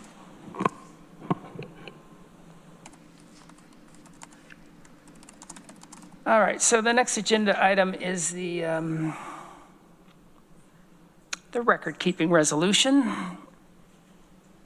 And this discussion, I'm sure we're all aware of at this point. And we have Dan Klein, who has shared with us a resolution. And has everyone reviewed it, I hope, and thought about this? I think the way we would start this is just somebody makes a motion for the resolution, and then we second and discuss it. Yes. So do I have a motion for it? Dan Klein makes a motion. Do I have a second? Pierre? I second. Ronnie Hardaway. Okay, Ronnie seconds it. Okay. So let's have a discussion about this. I know many of us have talked to our attorneys and have views on this, but Dan, since you're the author. Thank you. I feel like there's probably two ways or two questions related to this. One is a legal question. Is TCOG legally obligated under the open meetings law to follow its provisions? And I'm not really qualified to answer that question. I think it's yes, but I'm not an attorney. I don't specialize in this, so I'm going to say I think so. The other question, I would call it a philosophical or a moral question. Shouldn't we be doing this? We are all elected officials, and we are here discussing public business. And so it just seems like it's hard for me to understand why we wouldn't want to follow the open meetings law. As an elected official, I know that the open meetings law can be pesky and inconvenient. I mean, it's better not to have rules, right? None of us love the rules on ourselves, but this is a checks and balances. And if there's ever a time in government when we ought to appreciate the value of built-in checks and balances, I think this is that time. So I'll just leave it there. Those are fair points. I think if we had a vote right now on whether we are legally required to, it probably would be nearly unanimously. Well, do we want to have a straw vote just for Dan's sake? How many members of TCOG think we are legally required to follow open meetings law? Raise your hand. I don't think that's how law works. I would be happy to give you I'm chairing this, so I'm going to do my thing here. And I wanted to get a sense of the body, because we've all reviewed this. Some of us are lawyers. I'm not, but I just spoke to one. And I want to get a sense of this body. How many of us think that TCOG is legally required to follow the open meetings law? If you think so, raise your hand. All right. So how many, I know if you want, we can have a discussion. How many do you think we should or could or might in some level voluntarily do? I don't think that's the proper discussion, to be honest. Well, I don't doubt you. But, we can discuss this in a number of ways, but I think we all understand the point that you're making about whether we have a duty to do it. And I think that's what we're weighing here today. And I think we've come to our conclusions about whether we're legally required, but I think the duty aspect, and I don't have a quick slam dunk answer to that myself. I understand what you're going for here, and I really appreciate the support from the county. But I don't want to do all the talking, so I'm going to ask who had their hand up? Joel. I just raised mine. I think Gordon has it way up before me. Oh, well, your name's at the top of the queue on the screen. Gordon, why don't you go first then? Sure. You've all seen my email, so I won't belabor it, but I'll just respond directly to Dan Klein. On the first question, Council for the Village of Trumansburg, so if I have to vote on behalf of the village on this particular resolution, Council for the Village of Trumansburg, which I believe also is council for about a half a dozen TCOG members, does not believe that TCOG is subject to open meetings law.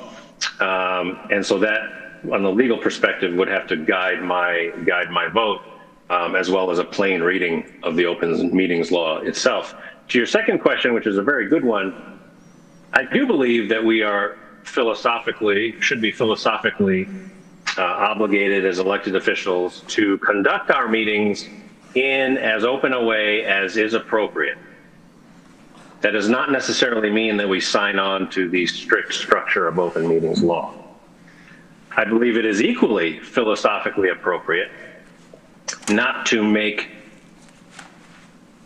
decisions or policy based off of a bad reading of law.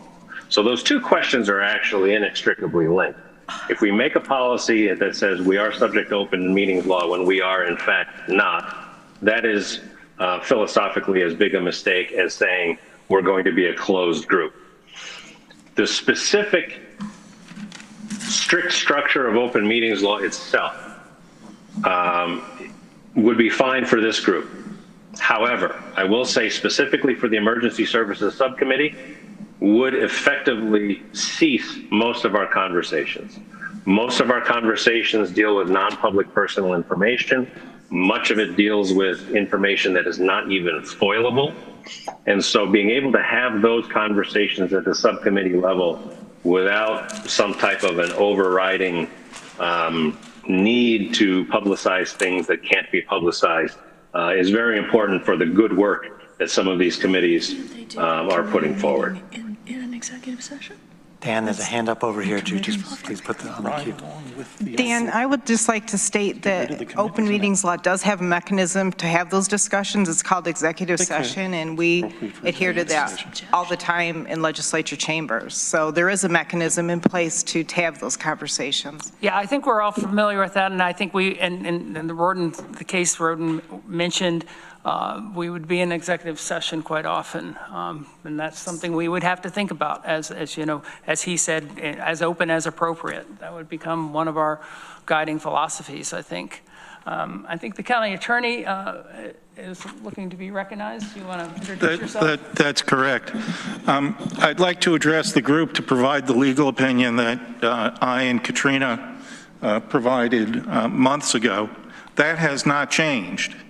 And I don't think it's fair or appropriate to just take a vote on what the law is. So I'm going to tell you what my opinion is. And my opinion is that the Tompkins County Council of Governments is a public meeting body.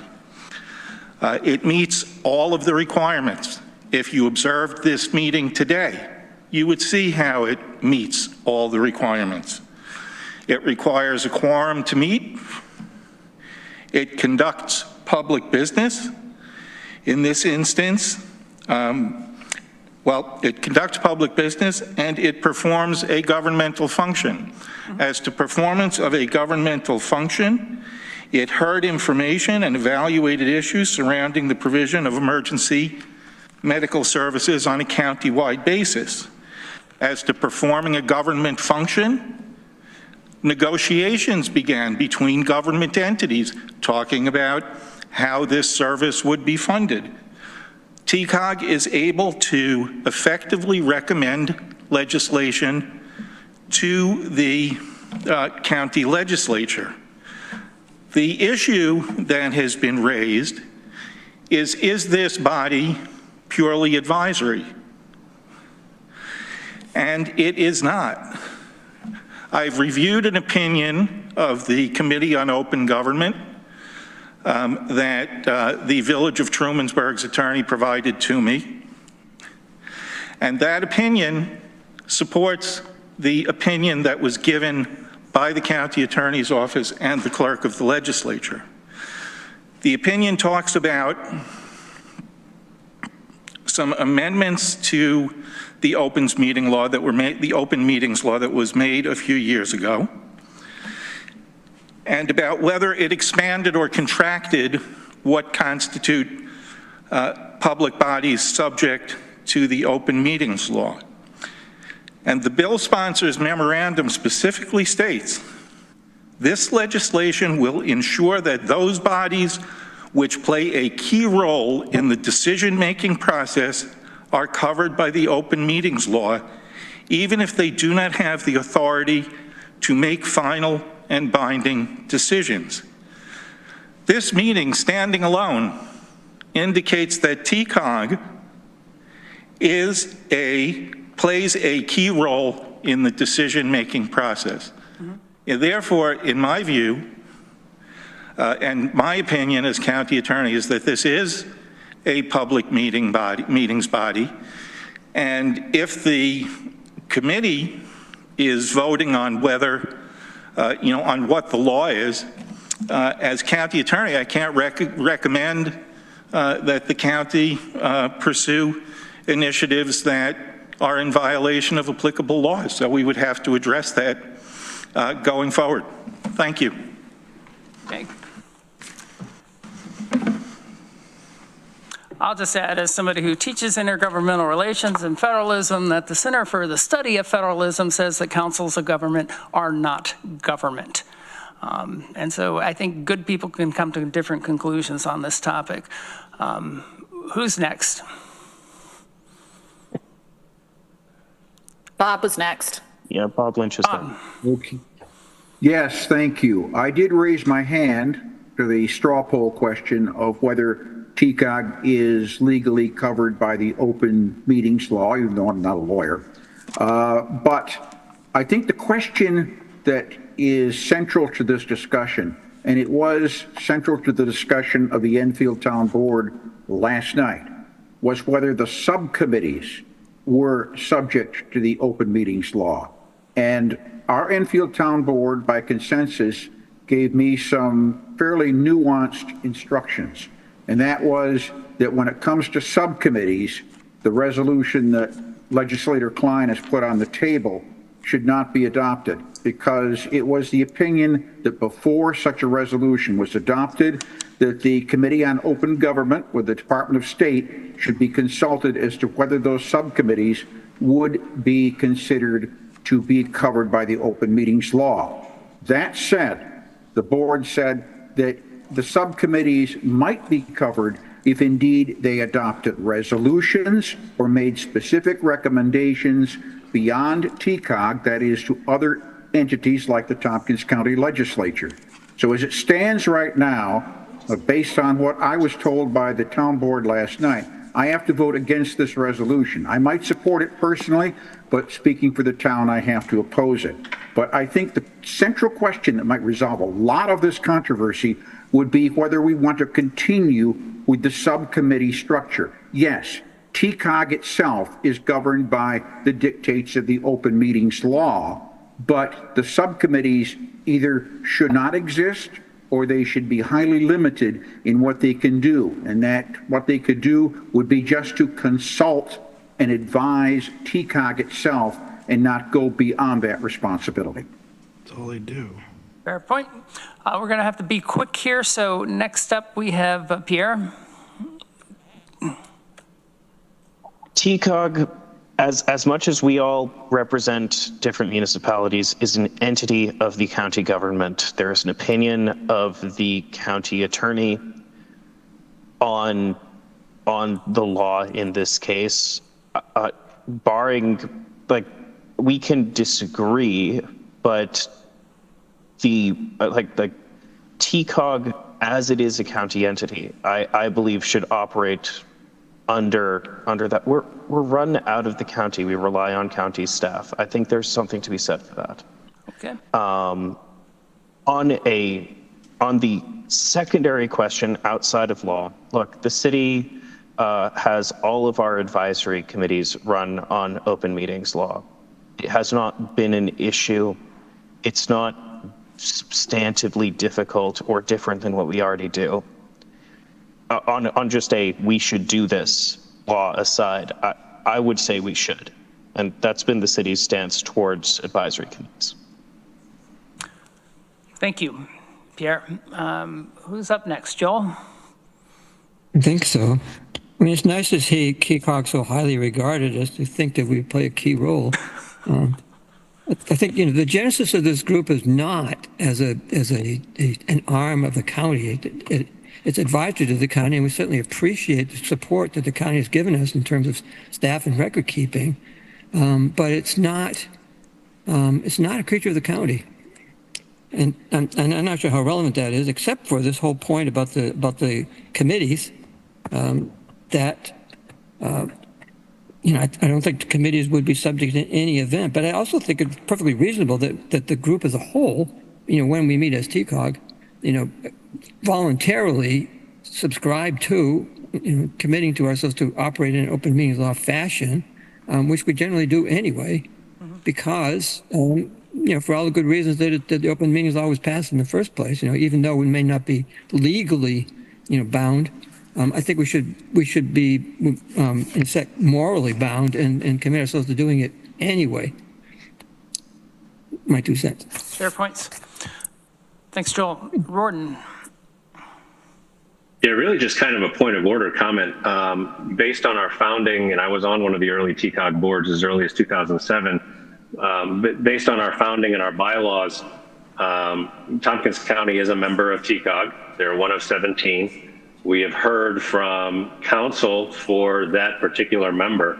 I think it would be appropriate for us to hold off on voting on this resolution until we've given opportunity to legal counsel for the other 16 members to weigh in either in person or in writing about how they feel the member that they represent should vote on this and their opinion on TCOG's structure relative to open meetings law, since we took the time to hear from counsel for Tompkins County.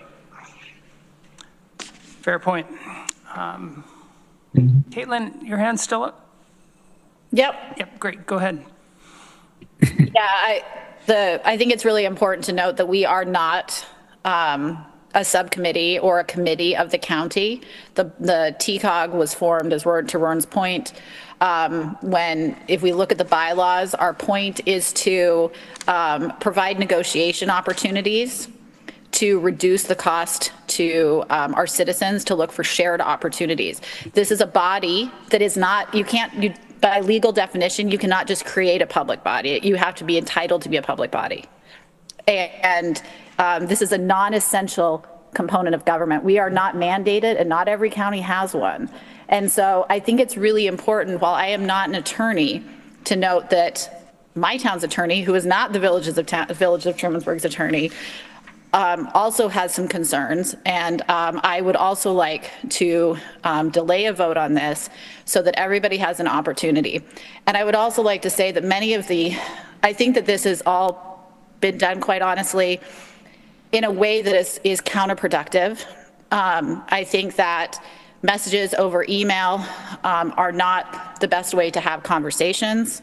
And I think that there needs to be a lot more dialogue that is happening amongst us and amongst leadership in conversation with the county, because as an entity, it feels like there are a lot of fracturing that is happening unnecessarily, that is going to get in the good way of the work that we are attempting to do to have good communications.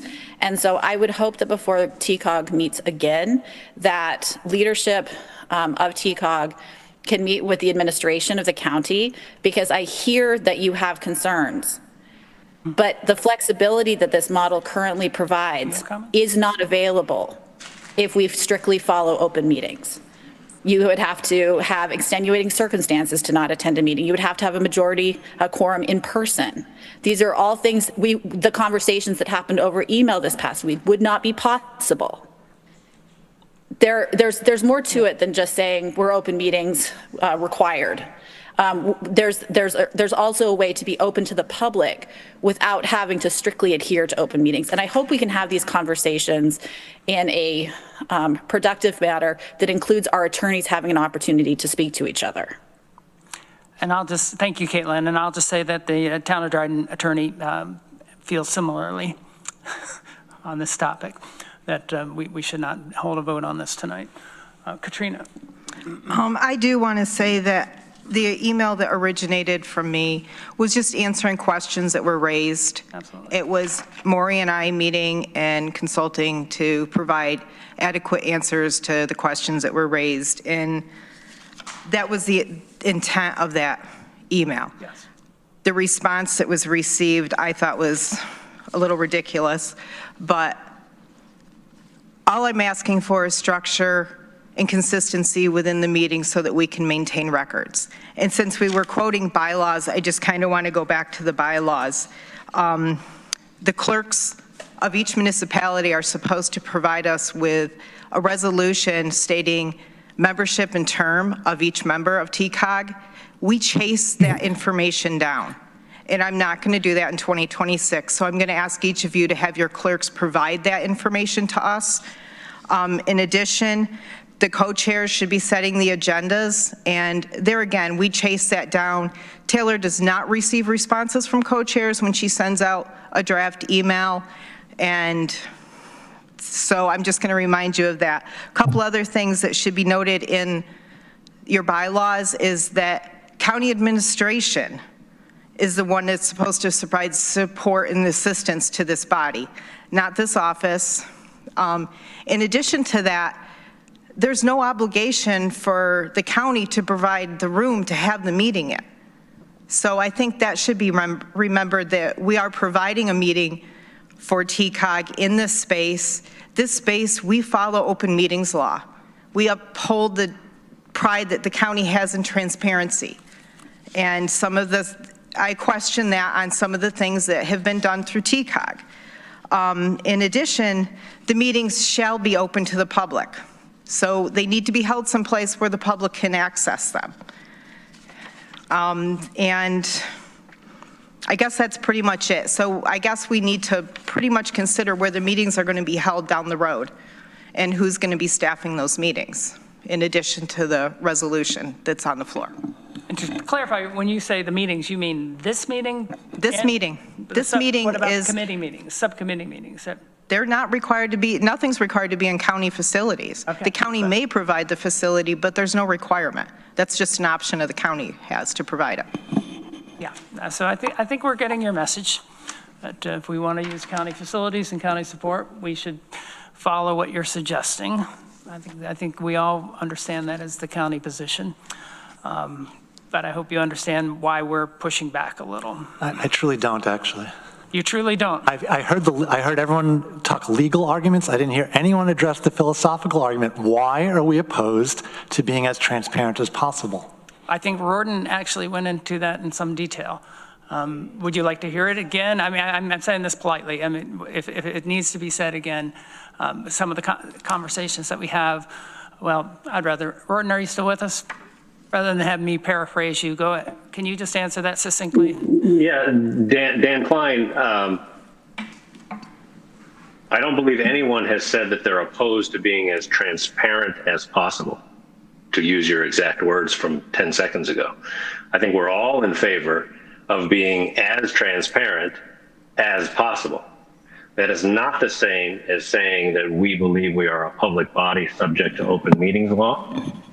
It does not mean that we will necessarily choose to adopt all of the stringent requirements of open meetings law, to include in-person quorum, which for those of us who aren't retired can be very difficult at times, to include not requiring recording of subcommittee meetings where non-public personal information is discussed, So I want to be very clear, none of us, at least I don't want to speak for anyone else, I have not heard anyone say that we are opposed to being as transparent as possible. The issue is the stringent requirements of open meetings law, whether we are subject to it or not, and whether we would opt to be subject to it if we are not legally bound to. So what I'm hoping is there's room for negotiation on those points, that we could find some language that would be satisfactory with regards to in-person quorums or some of the committee meetings that we have that relate to personnel and personal issues and things that shouldn't be part of a public discussion that aren't legislative. And I feel like we're going to need to discuss this again to come to a resolution, just because we haven't all heard back from our attorneys, town attorneys or municipal attorneys on what to do, and they haven't gathered all the information that they have for us yet. Dan, I just want to pipe in too. It's 4:59 and county asked us to be done by 5. So yeah, we have to get out to Dryden. I'm aware of the time, but I'm also aware of the interest. So how do you want to handle this? Can we have a motion to table this till our next meeting? I'd move to table it till the next meeting on January 22nd. I'll second that. All those in favor of tabling till our next meeting? Aye. Can I ask who the seconder was on that motion? Mark Whitmer. Mark. All those opposed of tabling? Dan Klein, anyone online? Dan and Ronnie. Oh, and Pierre. Any abstentions? Okay, the motion is tabled till our next meeting, and let's have some discussions before then. Do we have anything else on our agenda? Is the meeting going to be held here in January? I guess I just kind of figure out what's going on. We would love for the meeting to be held here in January. I suggest you reach out to county admin. Yeah, we'll have to reach out to county administration about that. An all Zoom alternative could be considered in the event that that doesn't work out. Yes, I have a feeling we'll be having discussions about that. Did anyone else want to speak before we adjourn? I noticed that you came up. No. Well, you voted to table the thing I was going to speak about, so no. Okay. Well, you know where to find us, and let us know your thoughts. I don't think we're closed-minded on this. We just have a different read on the legality of what's being proposed. All right, motion to adjourn. Second. All those in favor of adjourning, raise your hand. Hey. Have a great weekend. Okay. I know, unless there's objections. Thank you, everybody. Thank you.